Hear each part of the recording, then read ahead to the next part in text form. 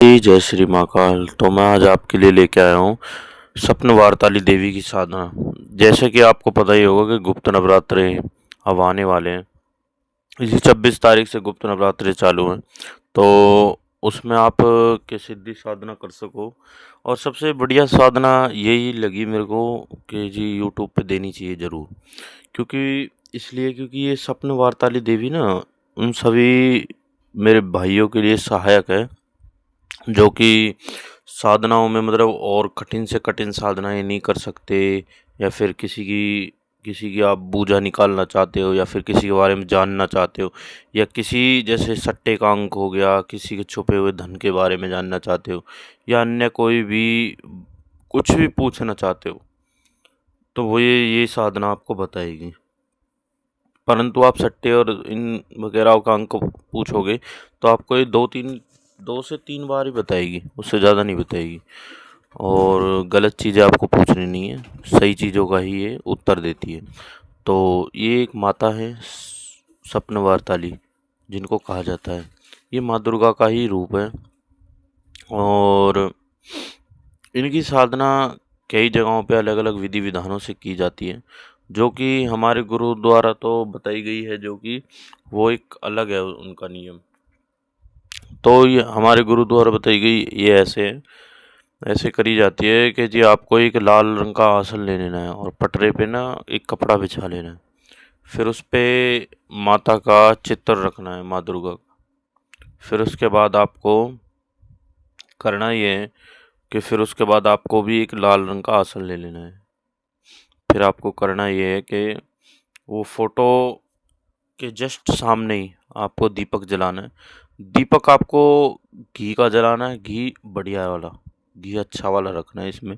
यदि यदि अगर घी अच्छा ना हो सके तो आप ऐसा करना, थोड़ा सा जैसे मान लो आपको लगे कि हाँ भाई ये मेरा बजट नहीं है, घी थोड़ा वैसा है, तो आप एक इत्र की शीशी आती है चमेली के तेल की इत्र, तो आप उस घी में गेर देना, क्योंकि वो सुगंध देने लगता है।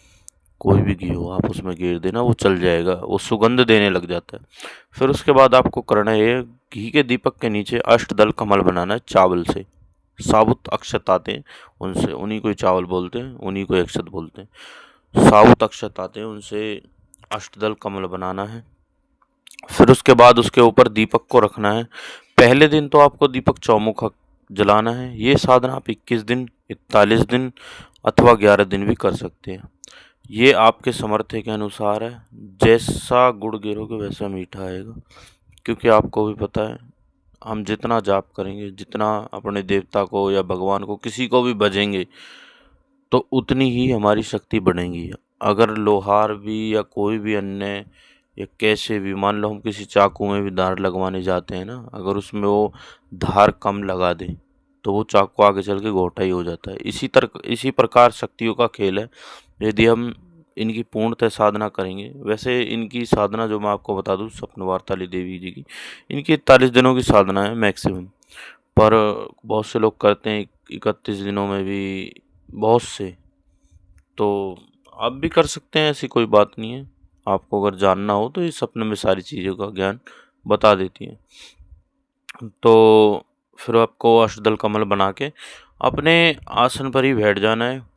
इसमें आपको करना ये है कि आसन पे बैठ के फिर आपको रुद्राक्ष की माला लेनी है। रुद्राक्ष की माला पे किसी भी देवी देवता का जाप हो जाता है। किसी भी देवी देवता का जाप, किसी का भी आप जाप कर सकते हो।